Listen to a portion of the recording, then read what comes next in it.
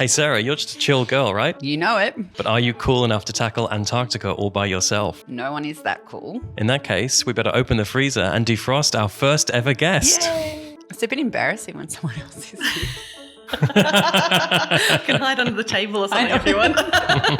My name is Sarah Perkins-Kirkpatrick and I'm a Professor of Climate Science at the Australian National University in Canberra. I'm Iain Strachan, a former journalist turned science communicator. We're members of the Australian Research Council Centre of Excellence for the Weather of the 21st Century. And this is Totally Cooked, the climate and weather podcast. Today, we are delighted to be joined by our first ever guest on Totally Cooked. She is a climate scientist at the Australian National University here in Canberra, where we're recording today. Like Sarah, she is a Deputy Director and Chief Investigator with 21st Century Weather. She is also a Fellow of the Australian Academy of Science and a coordinating lead author for the IPCC Special Report on the Ocean and Cryosphere in a Changing Climate, released in 2019. We could continue with many more accolades and credentials, but I think you get the point. This person knows her stuff. We are so excited to welcome to the show Professor Nerilie Abram. Woo! Yay! Yay! Hey, thanks for having me today. Thank you for coming on. It's really great to have you here and for you to be our guest guinea pig, as this is the first person we've subjected. You are the guinea pig.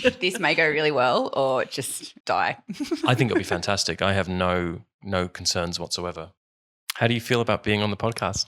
I'm excited. I'm really looking forward to hearing them. Yeah, great. I'm also really delighted about this cool room that we're in today. I think this room needs an introduction of itself, to be honest, particularly if there's live footage. Can you tell us about the room, please, Sarah? Yes, so we are sitting in the Wood Library, which is in the Fenner School of Environment Society at the Australian National University. So that's where I'm based and where I work. And it's basically a room that looks like it's full of books, brown books, but they're actually samples of wood. And that's what you can see behind Nerilie and Iain. So it's just basically a shelf full of different variety of wood or timber, from different parts of the world. I believe there's a lot of Australian specimens over that side, but then there's a Canadian part and a European part. I'm going to get some wood for people to look at.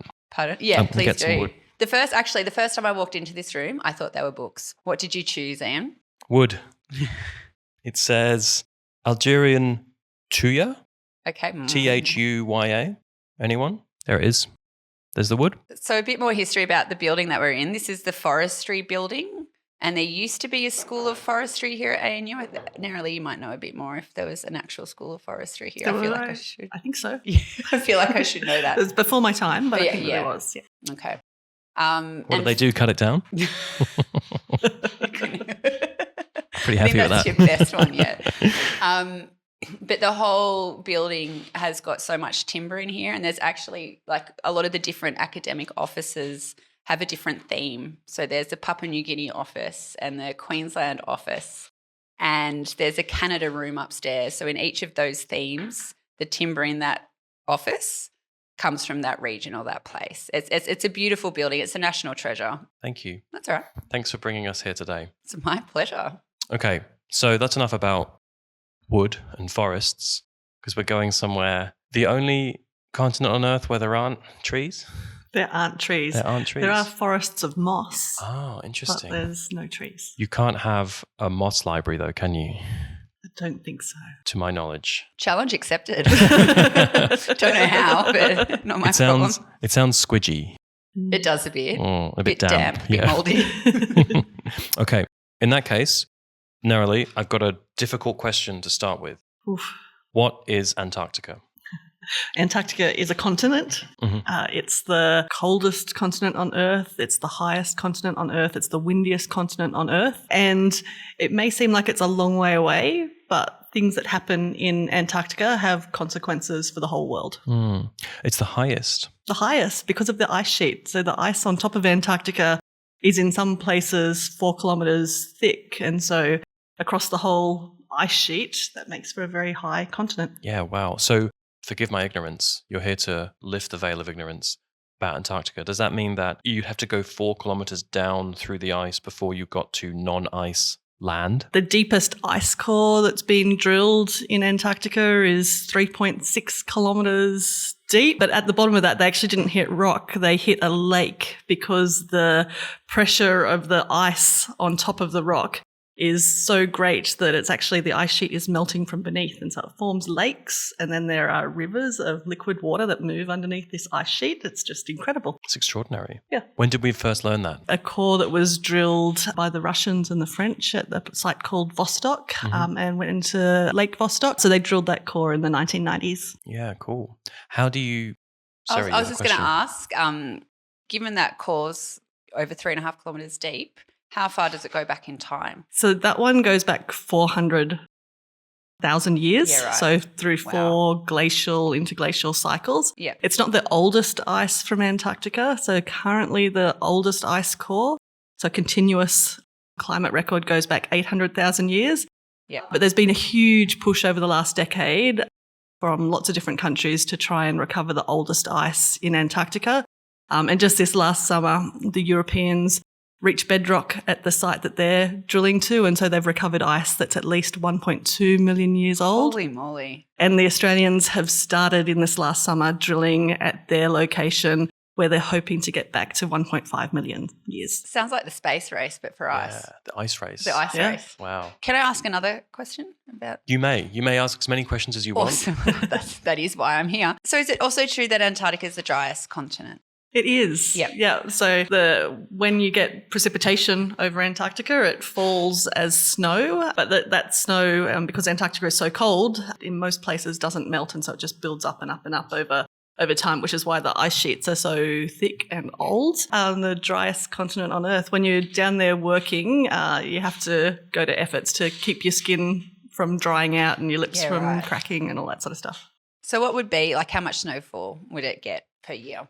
Depends on where you are. So at those on the inland sites on the top of the East Antarctic ice sheet, you may only get sort of a couple of centimetres of snowfall a year. Right. If you go around sort of the coast, you'll get more snowfall. So you might be at places that get sort of 1 metre, 2 metres of snowfall each year. Yeah, okay. Wow, so there's a lot of variability there too. You mentioned about those ice cores discovering, I don't know if we want to call it underground or hidden lakes and rivers, but I read a bit about how much of the Earth's freshwater reserves are contained within Antarctica itself. Can you tell us a bit about that? It's an enormous proportion of the world's freshwater is locked up in ice. On top of Antarctica, there's also freshwater locked up on top of Greenland as well, and then a bit in terms of the high mountain glaciers. So if you took all of the snow and ice that's built up over Antarctica and you were to melt it and put it in the ocean, you would raise global sea levels by around about 57 metres.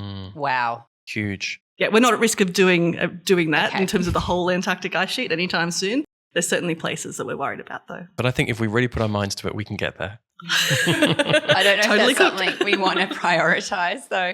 So, so on that note then, what would it take to melt all that ice? If you warmed global temperatures by about 10 degrees and you kept them there for a couple of thousand years, that would do it. Okay, so let's not do that. Let's not do that. I mean, that in itself is kind of, I don't know if this is a helpful digression or not, but it's like, obviously we're warming the Earth's temperature badly, like as in it's getting much hotter, much faster, and that will melt ice. But it's interesting to think just how much it would take. Like that speaks to how dense the ice is, how much of it there is, that, you know, we would have to go to radically hot places for millennia to get rid of all of it.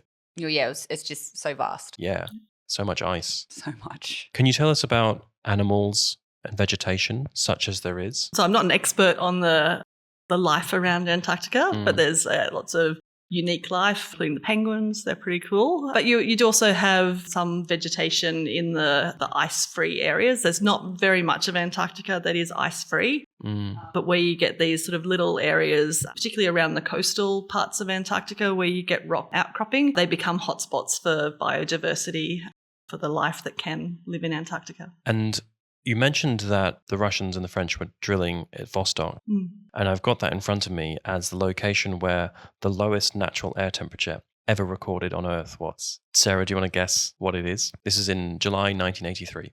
Oh, that's a nice year. An auspicious year. An auspicious year. So I'm going to say minus 70 degrees.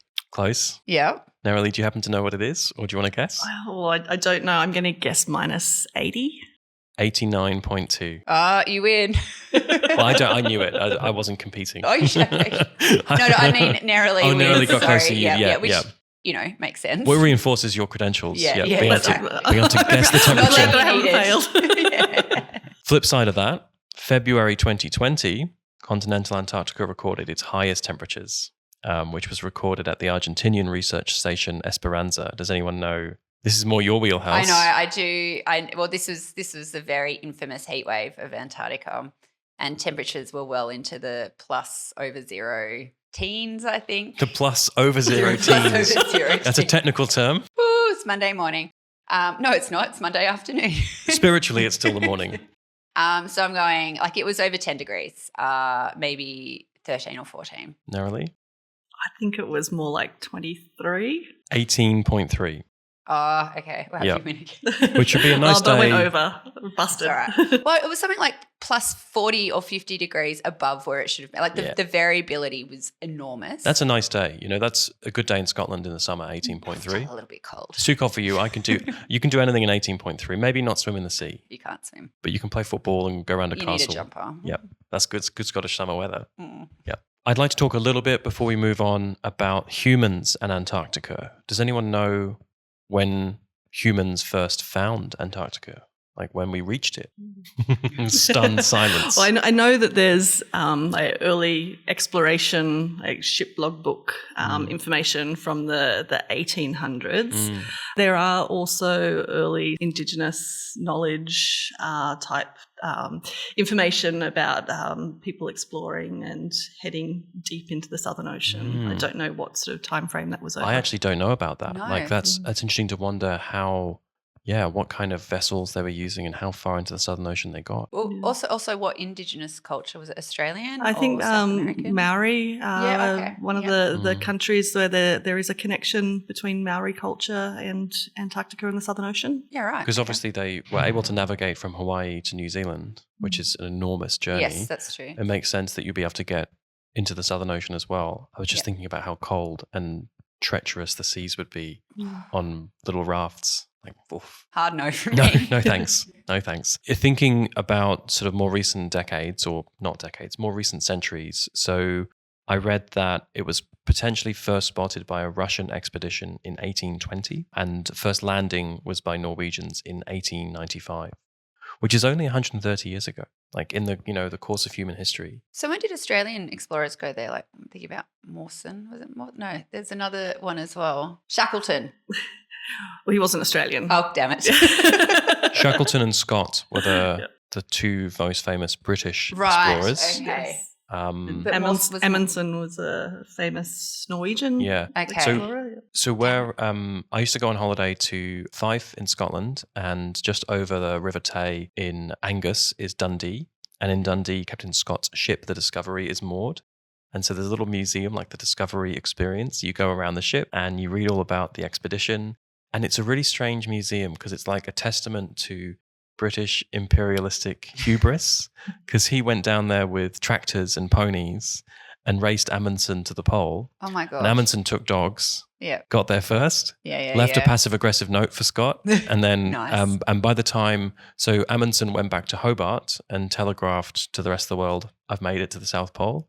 While he was doing that, Scott reached it, found the passive-aggressive note to see that he'd been beaten there, and then died on the way back. Oh. And so you go in this museum and it's all like, look at this great explorer who lost and killed like his team. All of it. All of it, yeah. All the animals too. And the animal. Well, he didn't have animals. I mean, he had horses, but they died first. Yeah. And then the tractors froze up. They didn't do his research. No, he didn't.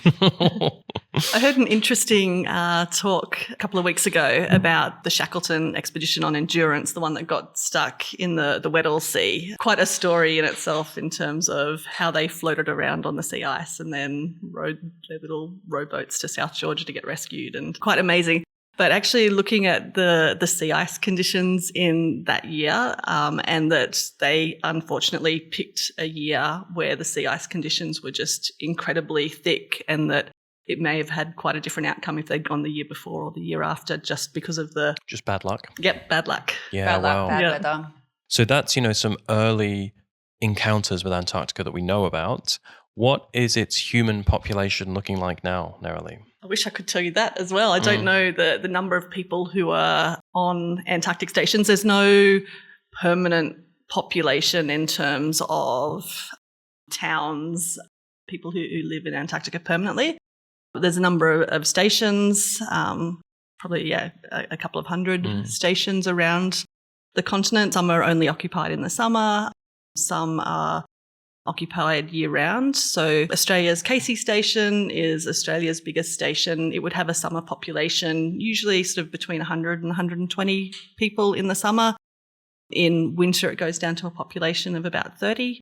McMurdo is the biggest station. It's one of the US stations on the edge of the Ross Sea that in the summer houses over 1,000 people. So really sort of getting on to be sort of a little town. Yeah. But then the other sort of aspect of population are the huge numbers of tourists who are now, including Antarctica, on their travels. So that can be people who go down in ships. It can be people who go on ships and experience part of the continent that way. There's also travel companies where you can fly down to Antarctica and spend time on the ice that way as well.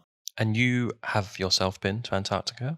I've been 5 times. Yeah, amazing. Wow. Can you tell us about the first time you went? What was it like? It was out of this world. So the first time I went was with the British. So I was part of an ice core project. We were drilling an ice core from the top of James Ross Island, which is right near the tip of the Antarctic Peninsula, in sort of one of the fastest warming parts of Antarctica.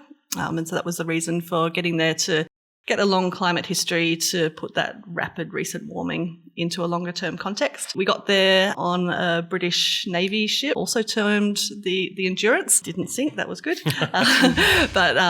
So the team there were helicoptered off the ship up onto the island, and we spent a couple of months up on top drilling the ice core, and then flew out on the Twin Otter planes, so these little planes that land on skis on the snow. So flew back to Rothera Station and then home from there. Amazing. Yeah. Wow. Probably most of our audience might not understand why we have ice cores and what they can tell us. Yeah. So can you maybe guide us through, well, firstly, the process of drilling an ice core, and then what it can tell us about past climate and why that's important? The reason that we go and collect ice cores from Antarctica is because our observational records of climate over Antarctica are really short. So we haven't been taking measurements there for a very long time. So we've got very short records compared to the climate records that we'd get for other places in the world where we've just been measuring things for a lot longer. Yep. And there's a really large range of natural variability. Those two things together make it really hard for us to just look at our modern day observations and understand what Antarctica is doing as the climate warms and what is possible just from natural variability. And so one of the ways that we can address that is to develop longer records, and ice cores from Antarctica are a way to do that. And basically, when it snows over Antarctica, we get that layer of snow accumulating. We'll then get the next lot of snow comes in and accumulates, and that just builds up layers of ice over time. So if we stand on top of the ice sheet and we drill down through that ice, as we drill down, we're going further and further back in time. And when we enter our time machine again. Yeah, we're always better than a DeLorean. We're often in a time machine. Yeah. paleoclimate, it's all about time machines. So when we recover that ice, we look at how heavy the molecules of water are, we look at the chemical impurities, we can look at the composition of the air bubbles that are trapped in the ice, and all of those things tell us information about the climate conditions when that snow originally fell over Antarctica. Awesome. And you said that first trip, you were up there for a couple of months drilling that ice core. So you're not staying on that trip in one of the cozy, well-appointed research stations. You're, I presume, camping? Camping on the ice, which is quite an experience. And what was the temperature like? So we were at a fairly sort of northerly part of Antarctica. We had some temperatures when it got cold down to sort of around about sort of minus 20. But on a warm day in the sunshine, you could be out wearing a T-shirt and the snow surface was melting. So there were actually days where we had to adjust our schedule because it was too warm to drill during the day, because as we pulled the ice core up, it was melting because the air temperature was so warm. And so on those days, we had to shift our schedule and be drilling in the nighttime instead. And what do you do? I mean, I'm afraid I'm getting drawn to the practical human elements of like surviving while working there, rather than talking about the climate specifically. But we'll get there. What are you doing for food? Like, are you? I have all these taking- questions Yeah, too. it's really Like, interesting. what happens if you don't get along with people? And- Well, I mean, there's a digression that I wasn't sure we were going to go on, but have you seen this report? Yes, I did actually, Yeah. about the South African. I presume you've seen this as well, Nerilie. Yeah. Are people talking about it within the Antarctic, alumni community? Like, oh my God, like. I mean, I think it doesn't sort of surprise Antarctic scientists that you can get situations that can go really badly wrong in terms of you put people in a stressful environment and it amplifies little things into big things.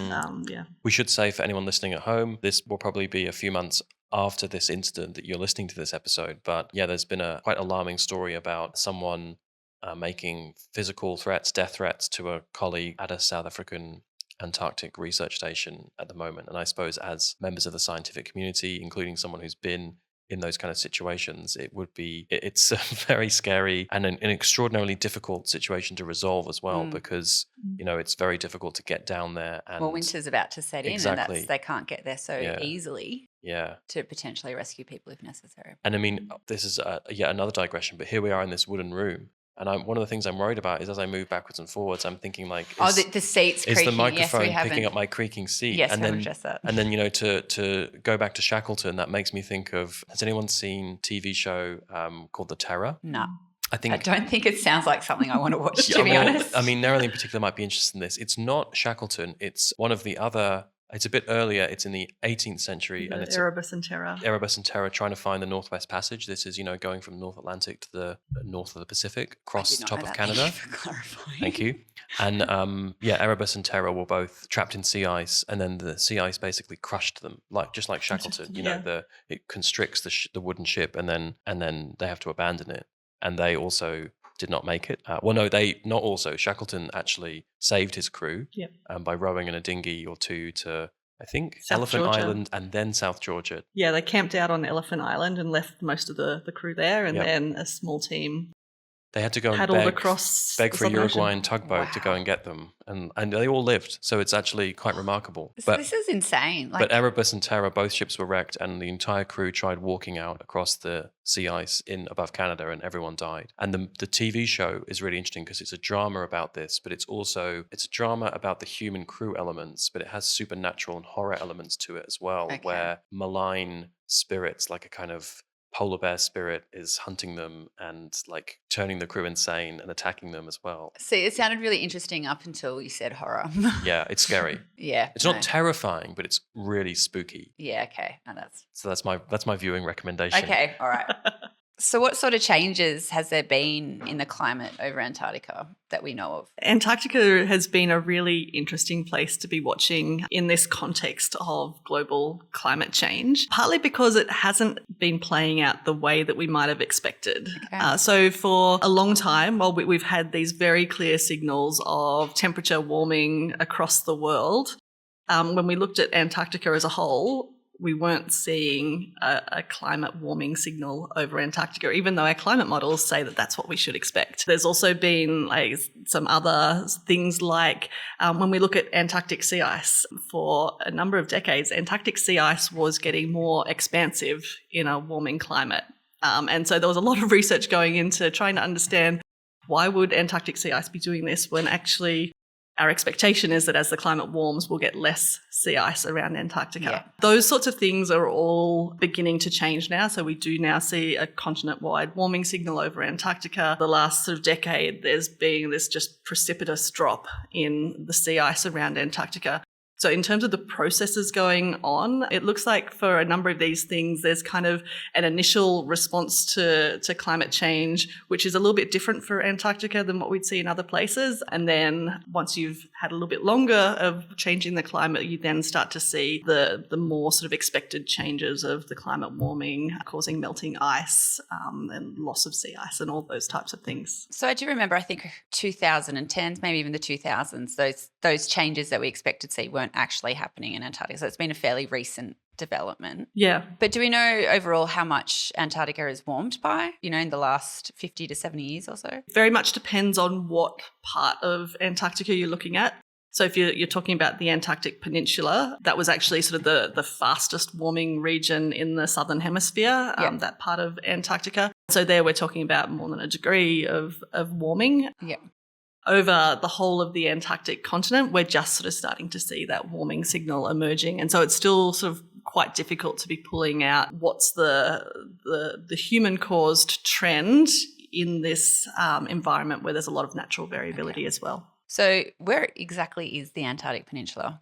Is that like the long, thin bit? Yeah, it's the pointy bit of Antarctica that sort of points towards South America. Okay. Yeah. What about, I read about the role of the depletion of the ozone layer having a strange influence on actually limiting sea ice melting. Have I got the right end of the stick, or what's the story there? Ozone depletion, particularly in the spring and the summer time when you get sunlight over Antarctica. That's when you have these chemicals up in the atmosphere, then when they're hit by sunlight, then they're able to cause ozone depletion. And so this is really a signal that we see coming through in the spring and the summer. That's when the ozone hole develops over Antarctica. And the ozone hole was caused by emissions of CFCs, or chlorofluorocarbons, that were commonly used in propellants and refrigerators, have been banned through the Montreal Protocol. Now we are actually seeing a recovery of the ozone hole. But what the ozone hole did was to change the atmospheric circulation over Antarctica. It caused sort of a strengthening of the westerly winds around Antarctica. It's a process known as the southern annular mode. And so that was one of the factors that is thought to have been the cause for the increase in sea ice around Antarctica, was the change in the westerly winds, which was then able to push sea ice further northwards. So now are we getting to a stage though where, consistent increase in global temperatures is starting to push through that change? For sea ice in particular, it seems like we've had that atmospheric forcing has been sort of dominant in driving some of that variability in the record. But this recent decline that we've seen in Antarctic sea ice over the past decade appears to be related to the heat that's now being trapped in the surface ocean. And so we're starting to see this sort of ocean forcing causing a widespread loss of sea ice over Antarctica, or around Antarctica, sorry. And so what has that rate of decline been over the last decade? Oh, the rate of decline. Well, how much have we lost? So when we were in the winter of 2023, that was when we had the most extreme loss of Antarctic sea ice over the recent years. So at that point in time, the amount of the area that was missing sea ice that would have normally had sea ice was equivalent to the size of Western Australia. Whoa. Huge. That's like a third of Australia just there. So loss of ice. So an enormous area. If you try and sort of describe it in terms of statistics, like how unusual were these extremes? And as scientists, we often talk in terms of standard deviations. Yeah.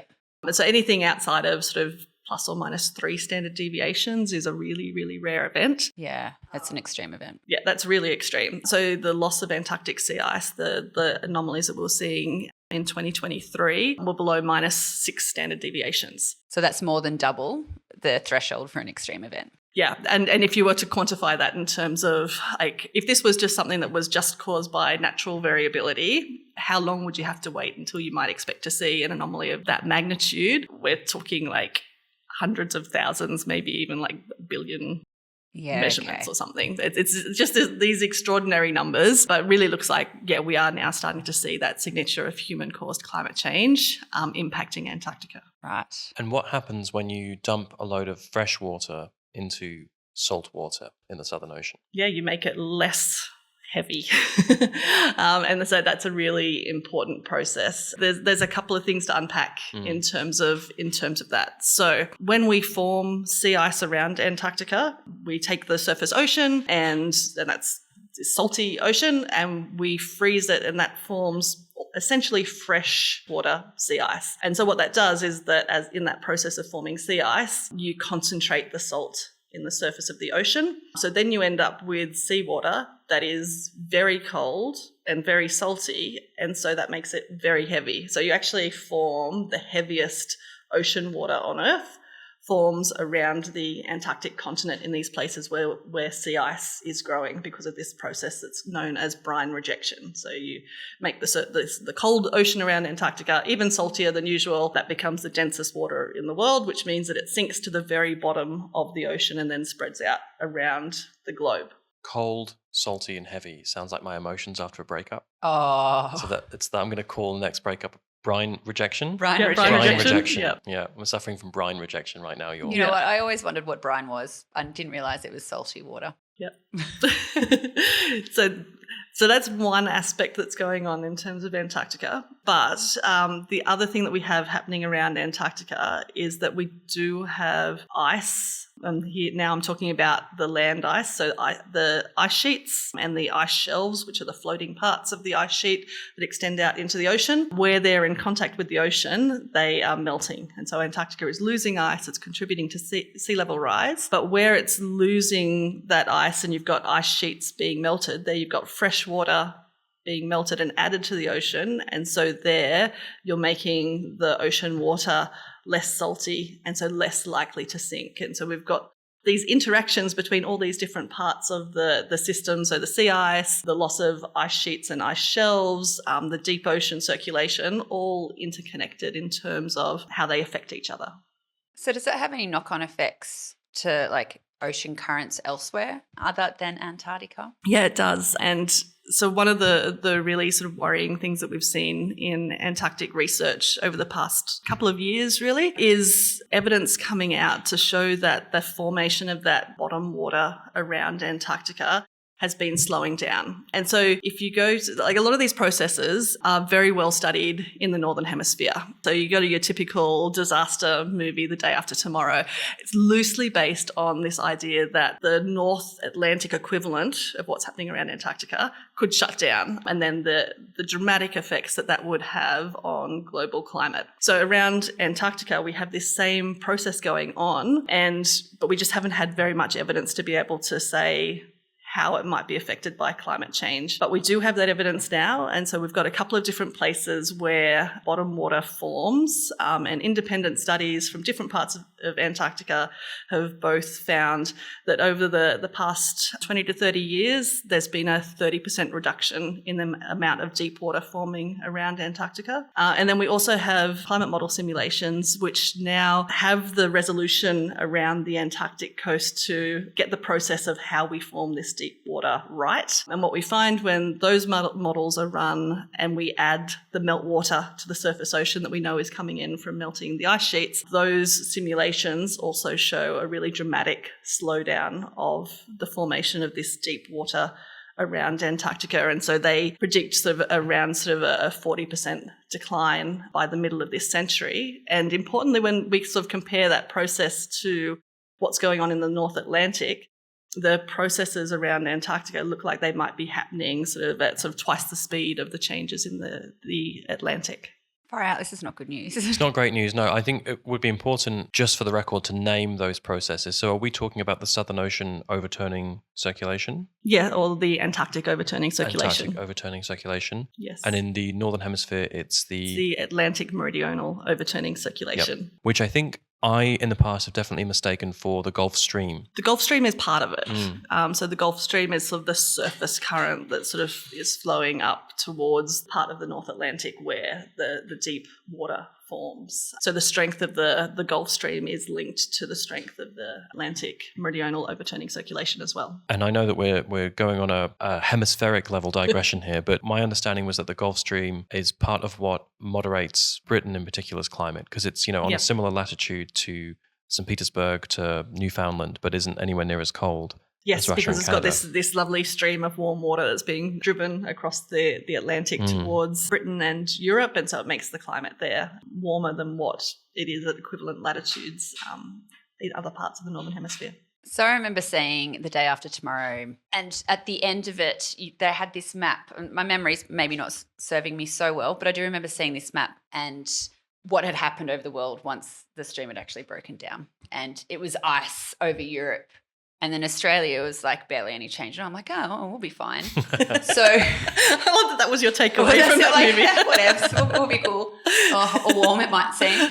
So what I'm hearing, if they were to make a sequel of The Day After Tomorrow and focused it on the Antarctic overturning circulation, that would not be the case. Or there'd be some sort of very bad effects in this part of the world should this circulation system break down. We don't really know what the effects sort of on Australia's climate might be from this. Well, what about like? What if we were to speculate wildly? Well, I think that one of the expected consequences of changing this deep ocean circulation, because it's important for regulating how we move energy around the globe and through the oceans. There are implications in terms of moving rainfall belts north and south because of that change in sort of where the climate belts are sitting. There's also implications in terms of climate change because the Southern Ocean is really important for taking carbon dioxide that has been dissolved in the surface ocean and putting it down deep into the ocean. It's one of the places where we sort of can naturally store some of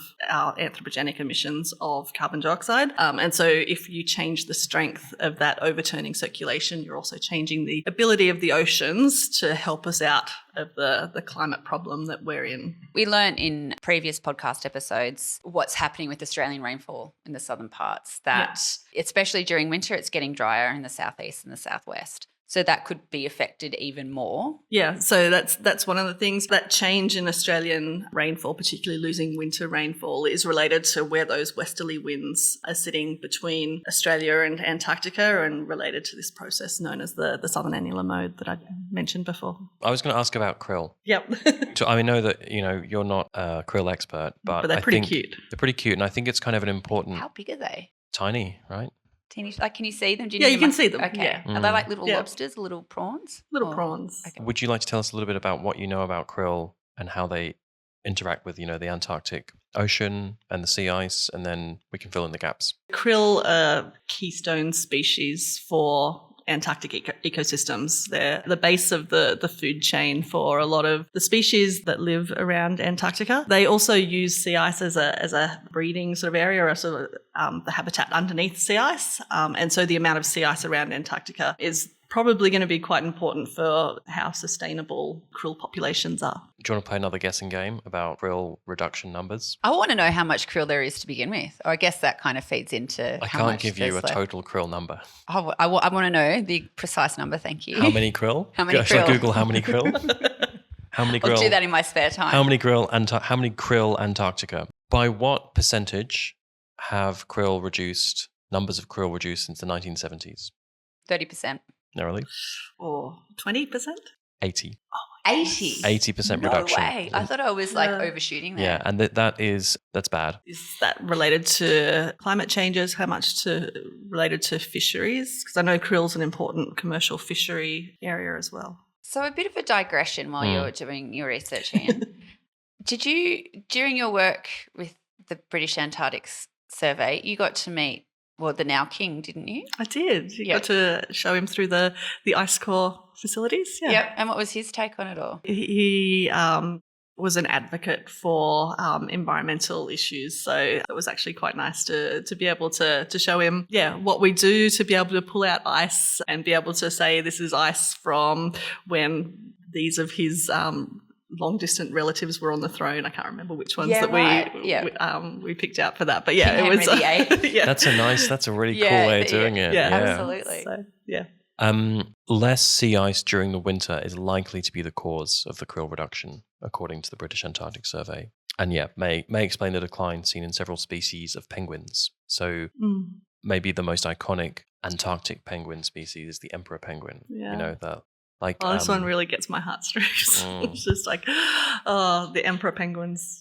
Can you tell us a bit about your love for emperor penguins? And if you've watched Happy Feet, then how can you not love emperor penguins? So the emperor penguins rely on sea ice, and particularly fast ice, which is sea ice that is attached to land for their breeding habitat. And they're on there for a long time, so they lay their eggs and then they huddle together while the penguins hatch, and then you've got the young penguins huddle together when they're still all fluffy. And it's not until they are molting and they've fledged and gotten their sort of proper feathers that the baby penguins are able to get into the water and start to behave like penguins and go around and catch fish and everything. So what's been happening as sea ice around Antarctica has declined, and that's also affected fast ice, is that we're seeing times where the sea ice breaks out before the penguin chicks have fledged. What that means is that the entire colony has a complete breeding failure for that year. This terrible sort of image of all of those penguins being dropped into the water far too early to be able to survive. And the way that scientists are able to track that is through satellite images. So you can actually see from satellite photographs where these colonies are by the little sort of brown smudges on the ice.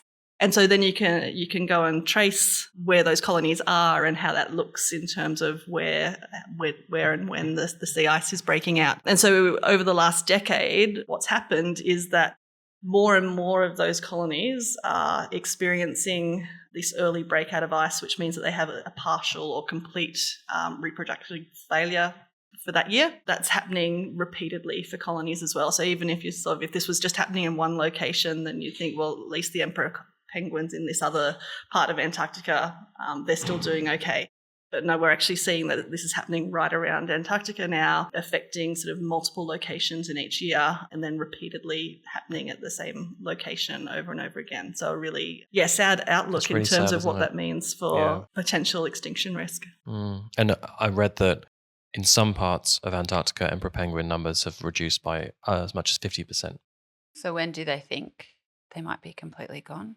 So they are a species that could face extinction before the end of this century. Far out, that's horrendous. The polar bears of Southern Hemisphere. Yeah. Rather fight an emperor penguin than a polar bear, though, wouldn't you? Pardon? Oh, would much prefer to take it. They've probably got a pretty good slap. I'll happily take one home. That's all right. I'd rather that than, being eaten alive. But.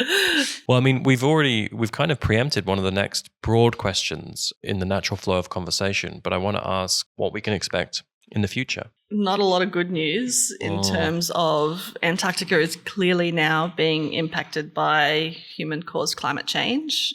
There's multiple ways that those pressures are impacting Antarctica. So it's the warming surface temperatures causing surface melt of ice, extreme sort of heat wave events. There's the warming oceans that are melting the ice sheets and the ice shelves from beneath, where we have parts of the ice sheet that are sat on ground that's below sea level. Sea ice declining because the ocean is warming. We've got a reduction in the amount of deep water, bottom water that's forming around Antarctica. And all of these processes also interacting with each other and then feeding back on global climate change as well. So when we look at these processes, there's very few of them that don't have this sort of element of being self-sustaining in terms of how they amplify each other. And so that's really worrying in terms of just how quickly the changes in Antarctica could play out. So the potential for having very abrupt, difficult to reverse changes, so that even if we get to a point of stabilising our climate, or when we get to the point of stabilising our climate, what sort of changes might still be unstoppable in Antarctica. Feeling really depressed right now, to be honest. Sorry. No, it's okay. No, it's just I'm stuck on the penguins, the poor things. I didn't realise those statistics and, how quickly their populations are being affected. Is there the potential for the Southern Ocean overturning circulation to stop entirely? Could it happen? Yes. I think it's one of these things that in science we would term as sort of these climate surprises, something that in a more technical term we could define as an unknown likelihood high impact event. So if that were to happen, it would have some really big consequences in terms of the climate system. In terms of how likely it is to happen, how quickly it could happen, there's still a lot of uncertainty in our scientific knowledge of that and our ability to reliably sort of project how quickly those changes could happen, partly because there are all of these interactions that are happening. So to get the projection right, we have to get all of the parts of the system interacting in the right way. That doesn't mean that we just do nothing and say we don't have enough information. What that means is that we can look at these types of changes in terms of, okay, there's the potential that this could be a reality. What would happen if that was a reality, and what are the responses that would need to be taken to help people to adapt to those changes, and what are the things that we could do to limit the chances of these worst case sort of type scenarios actually unfolding. I think we do need a sequel to The Day After Tomorrow to explore. What are you going to call it? I don't know. The year after tomorrow. The year after tomorrow. Don't know. I haven't workshopped that one yet, but you know. I mean, we of our age all talk about that film, but yes, your students haven't seen it or heard of they it. Would have. Some of them probably weren't even alive when it was made. Yeah. Which is why we need a sequel to. Yeah. I mean, my parents, if there was ever my parents would reference The Towering Inferno as their go-to disaster movie. Do you know what that is? No, I was about to say, what is that? I think it's got Steve McQueen in it, and it's about a skyscraper that is on fire. Right. Okay. And it would have been a blockbuster disaster movie in the 60s. Yeah. You know? Yeah. Well, we talked about Dante's Peak a while ago, didn't we? That was another one from our era. The 90s. Yeah. We talked, Sarah stole my talking points at the start of the podcast, but I wanted to talk a bit more about, in particular, the West Antarctic ice sheet. Yeah. And we talked about what would happen if all of the sea ice melted, but what is the likelihood that the West Antarctic ice sheet could substantially melt? Pretty high. So West Antarctica is one of the areas that scientists have been concerned about for a very long time because the ice there is sitting on ground that's below sea level. So, and in some cases, it's sat on ground that is up to 2 kilometres below sea level. Wow. So what that means is that you have an ice sheet and it's floating sort of ice shelves around the edges that are in contact with ocean water. And so even though the surface temperature over Antarctica is still very cold and you're not getting a whole lot of surface melting apart from around the very edges of Antarctica, where ice sheets are in contact with the ocean is very effective at being able to melt the ice sheet when the ocean warms just a little bit. And so the other thing that you have happening in West Antarctica, because you're on ground that is so deep, you're in these marine basins, is what they're called. As you start to melt the underside of the ice sheet, that edge retreats further inland and the ground gets even deeper.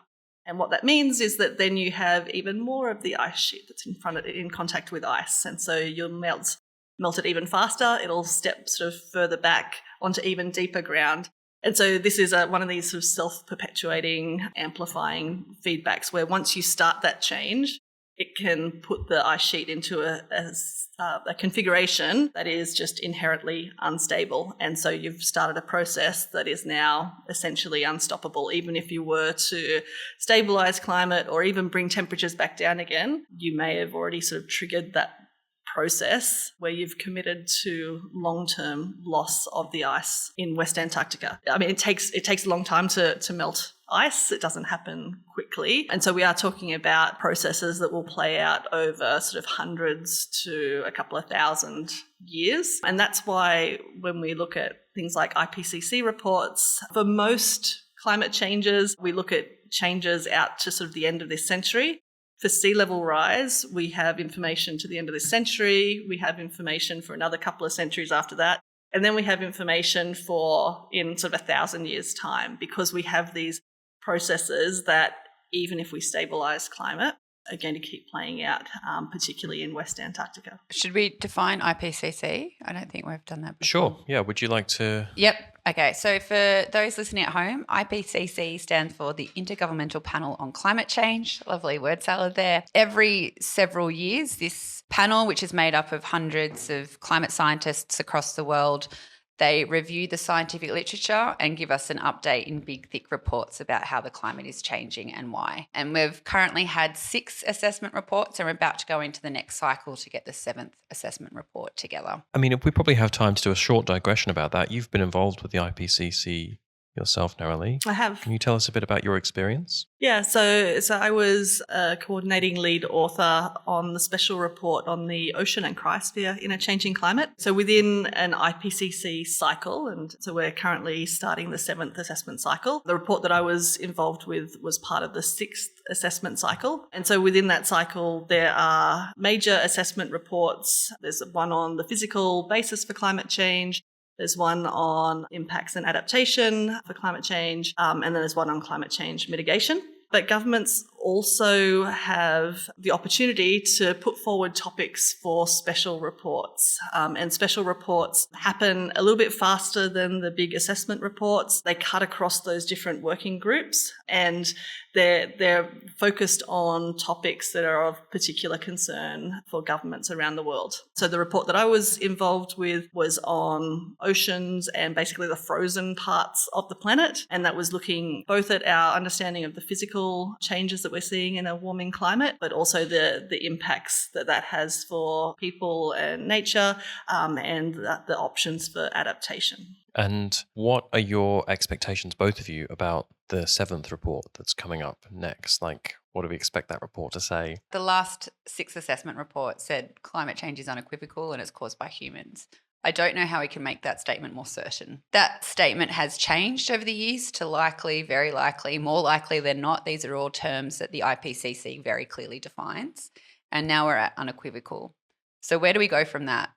You know, it's still going to enforce that message. Still unequivocal. It's still unequivocal and it's gotten worse. Nerilie can probably talk about what will be in the next 7th assessment report. She was part of the planning meeting. But in terms of the certainty about human influence on the climate, we can't be more certain than what we already are. We can just add more information to prove what might be happening. You're right that most recent IPCC report, we're now at, this is a statement of fact. There's no uncertainty about the climate is warming and it's because of the actions of humans that it's warming. In terms of what we can expect to see out of the coming assessment cycle, so there'll be one special report in this assessment cycle, and that's on climate change in cities. So that report is already sort of underway in terms of authors meeting and starting to plan out their assessment for that report. In terms of the physical science basis in the next assessment report, yes, I think there'll be a lot of what have we learnt since the last assessment report. And so for places like Antarctica, we have been learning a lot. So at the 6th assessment report, we really only just started to see Antarctic sea ice declining. So it was still, the assessment was that we have low confidence in what's happening with Antarctic sea ice. And that was because the observations were showing that sea ice was increasing and the models were showing that we expect sea ice to decrease. But now that we've had this very rapid decline in sea ice, what that's done is to bring our observations of sea ice into much closer alignment with our model understanding. And so there's still processes there that we need to understand, but we're certainly increasing our certainty in terms of actually what's going on there. So there'll be those sorts of changes. There will be a specific chapter on abrupt changes and tipping points. And so Antarctica, I think, will be really important. But there'll also be a chapter on climate stabilisation. And so what happens once we do actually reach net zero and stabilise the climate? What also happens if we overshoot, so if we go beyond 1.5, but then we're able to bring the climate back down to 1.5, what does that mean in terms of climate impacts? Okay. So I think some developments both on sort of like the worst case sort of what could possibly happen in terms of these climate surprises, but also looking forward in terms of, if we do actually make those positive changes and stabilise the climate, then what are we actually looking at then? And so what are we going to have to adapt to? But what are the benefits as well of climate stabilisation? So that all sounds like, in my opinion, that's all very recent development since the last IPCC report, which came out in 2021. Yeah. So we didn't have really much understanding of a net zero world or anything like that until the last few years. And like you said, with Antarctica, we didn't know a lot until very recently. If you had a crystal ball, what do you think will be the statement around Antarctic change in our confidence? So you said before we had low confidence in our last report. What do you think it will say in this? So what it will say will depend on what scientific evidence comes out in the coming years. So that's an important thing about IPCC reports, is that they can only synthesize what is available in the published literature. Sure. The IPCC doesn't do its own research, Yep. an assessment of where the scientific literature is at. But there is a huge amount of scientific literature coming out looking at these abrupt changes that we're starting to see in Antarctica. So I think that from my crystal ball will be that we'll have a much greater appreciation of how important Antarctica is in the global climate system. And I think if I sort of in my head picture one of these images that sort of shows global tipping points, what you see is a map that, apart from being concerned about West Antarctica, pretty much everything else is located across the Northern Hemisphere. Okay. And that doesn't mean that we don't have these same processes and potential for tipping points in Antarctica. It means that we haven't had the evidence available to be able to determine what abrupt changes could come from Antarctica. So I think that in the next IPCC report, Antarctica will be playing a lot more into thinking about what are these climate surprises that could happen. I guess we haven't had the resources for the Southern Hemisphere either, the observations or...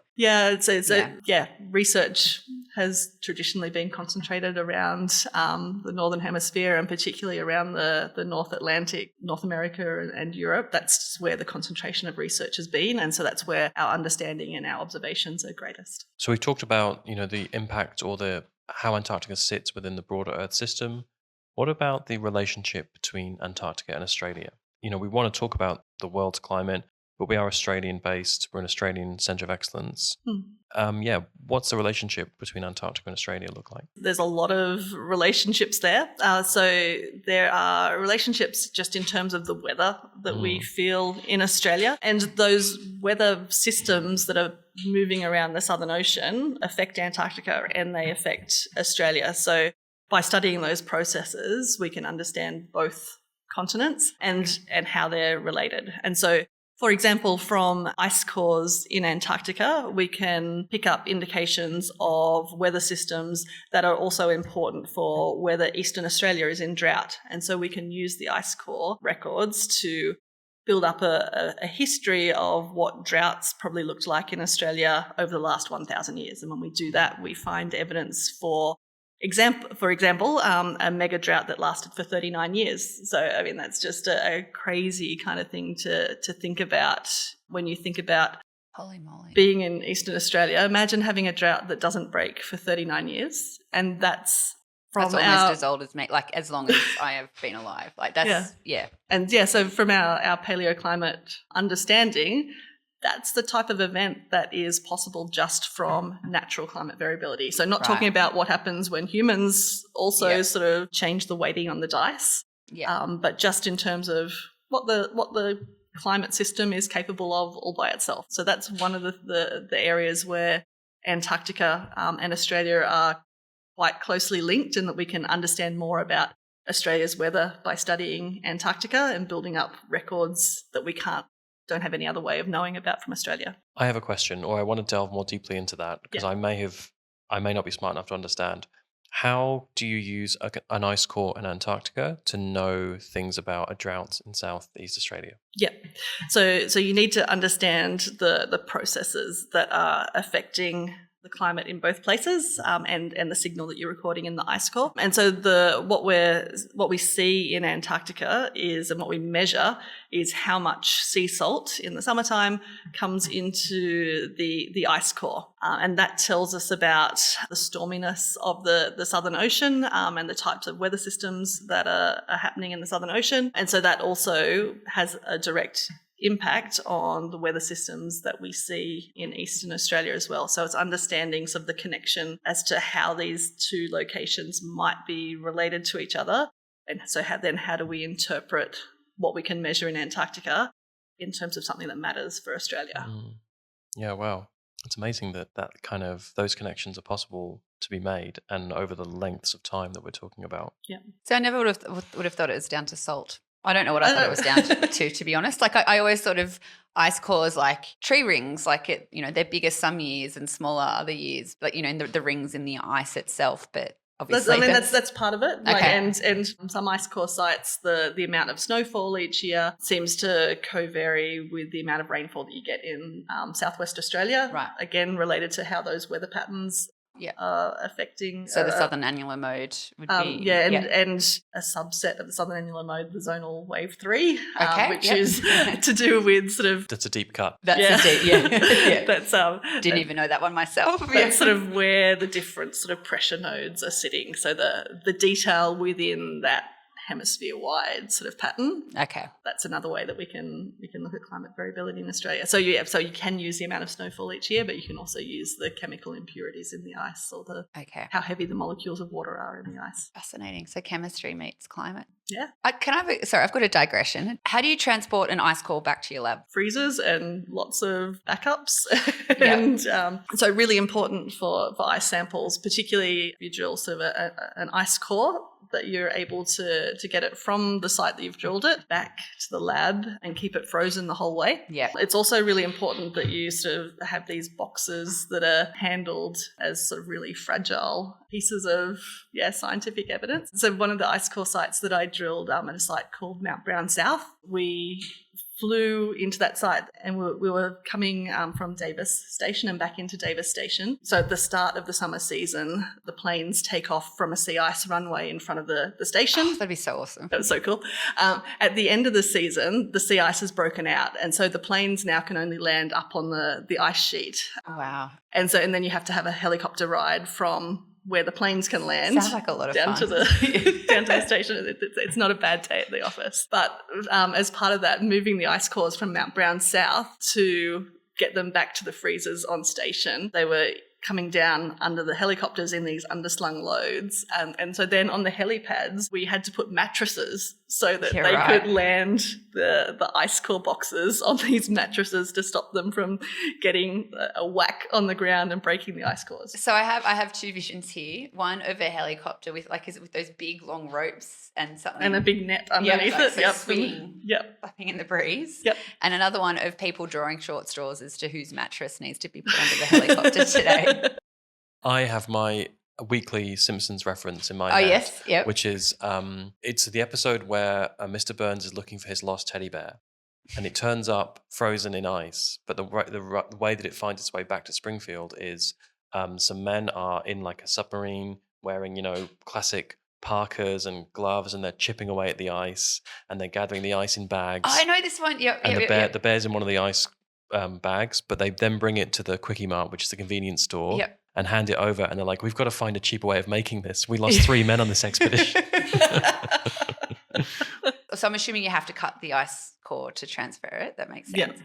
How many cuts would you have to make in one that you would drill? When we drill the ice, we have a drill barrel that hangs on a cable, and so we lower that drill barrel down the hole. The drill turns, and we have a little sort of anti-torque mechanism that stops the cable from spinning. So it's just the drill head that's cutting, and then that sort of the teeth bite down and cut down. And depending on the drill that you've got, you can typically drill sort of 1 meter to 2 meters at a time, usually about sort of a meter or so. The ice core boxes can hold lengths of ice up to 1 meter. That makes sense. And so in the processing area beside the drill, we'll have people there who have saws who are cutting the ice core into the right lengths for the boxes, and it gets bagged up and then put in the boxes and then stored in a snow pit underground to keep it frozen until we then get it back to the station and into a freezer, and then onto the ship and into a freezer, and then it travels back to Australia.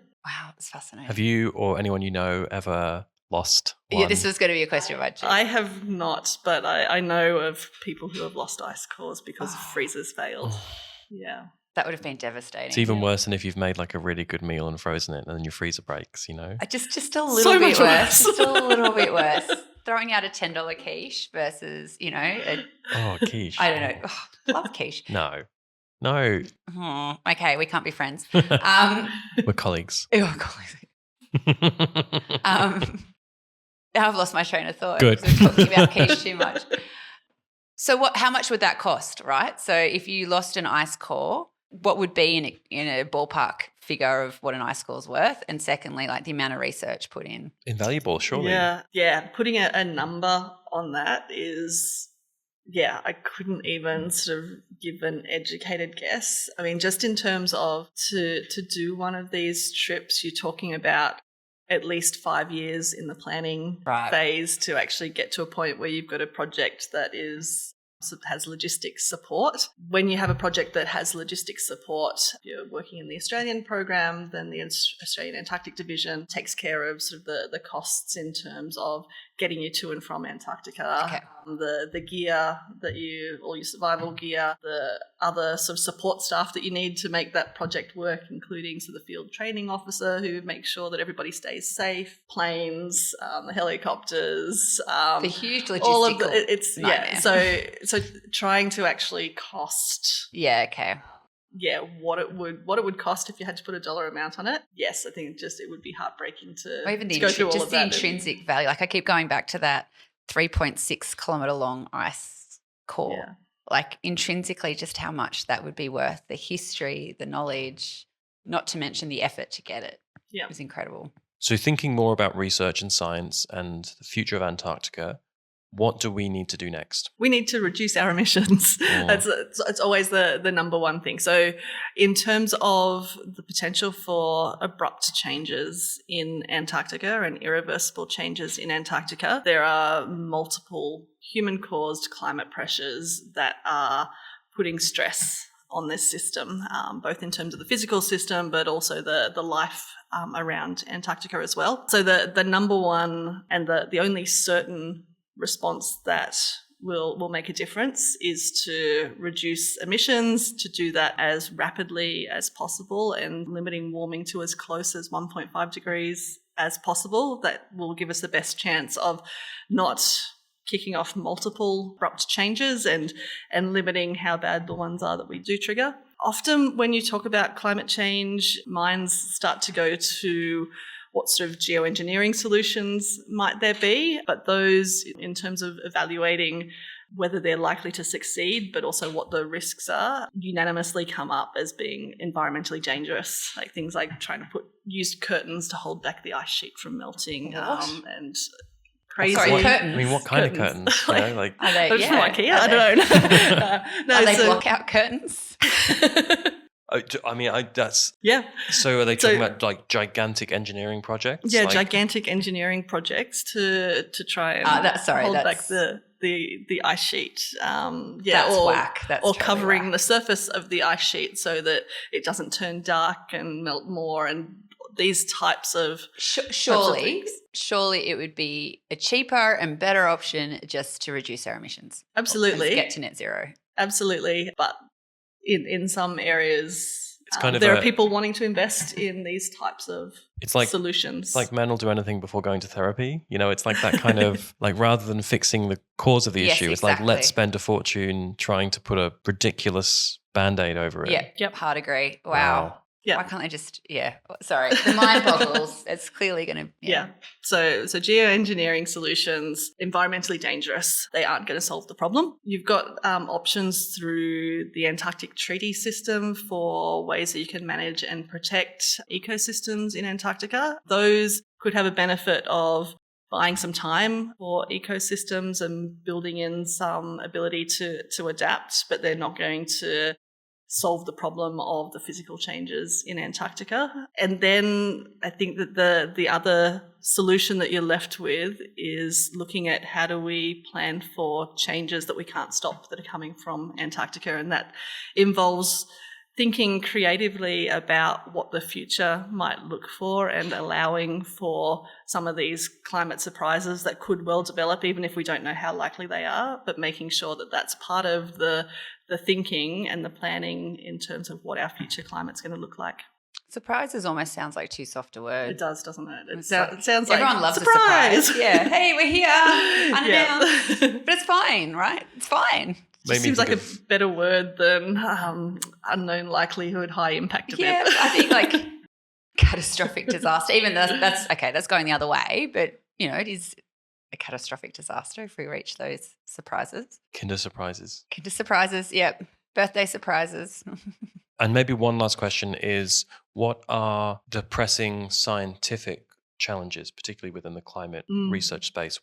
You talked about how we need more information to know more with more certainty about exactly what some of these changes will be. Yep. What are some of the short-term or high-priority things that you want to tackle? Yeah, so just in terms of not necessarily me, but in terms of Antarctic science and how do we improve our predictability for the changes that might be coming. Things like getting observations from under ice, so underneath sea ice, but also getting into ice sheet cavities. So they're places where we don't yet have good observations for the global ocean. So being able to get measurements of what's happening there, including processes like adding meltwater into the ocean around Antarctica and adding interactive ice sheets into climate models, because at the moment, almost all of our global climate simulations are run without those things, which are going to be hugely important for the global climate. And so being able to build up the technology to be able to have more realistic climate simulations, because we're taking into account these types of processes. So it's absolutely imperative that we do more research to better understand what's going on in Antarctica. I can totally understand that and support that. Do we know enough, though, to start some sort of adaptation to these sorts of changes? So we know that, and from what I'm hearing from what you've said today, Nerilie, that Antarctica is changing. There's some changes that are really quite concerning and are outside of the realms of natural variability. Do we need to wait for more information to get a move on with some of the things that we may need to do? No, we absolutely have to get a move on. And we're already seeing that in terms of planning for sea level rise. And those long-term projections are including information about sort of what happens as we're going to lose ice from Antarctica. And there is some element of unstoppable ice loss that will happen from Antarctica. And so we do need to already be building that into how we're preparing for sea level rise along our coasts, because we know that that is going to be something that will affect us. Yep. But I think also starting to think about these things like what would happen in Australia if we had a drought that lasted for 39 years. I mean, I can't possibly imagine. Yeah, so those types of expanding our thoughts about sort of what the climate system can do, even without the enormous kicks that we're giving it through greenhouse gases. So wargaming. Yep. In these ultra worst case scenarios. That brings us to a natural and somewhat confronting conclusion. It is very It's where confronting. every episode meanders its way to. Is the grim What do we reality. do? Sorry, I'm still stuck on the penguins. What do we do about the emperor penguins? How can we protect them? We can't just stick the ice back on. Won't someone please think of the penguins? Would someone please think of the penguins? It was really great to have you on, Nerilie. Agreed. Thank you. How did you find that process? It was great having a chat with you guys. Yeah.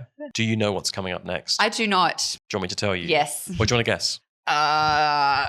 I'm drawing blanks. It's been referenced today already. Net zero? No, not in this. It's been referenced before this recording session in the course of your actual job. My actual job. We're going to go and look at El Nino. Oh, El Nino. Yeah. Yes, we're talking about one of my PhD students being a representative. So about El Nino, it's arguably one of the biggest climate modes of variability. It arguably has the most influence on Australia's natural climate variability and also has a global signature as well.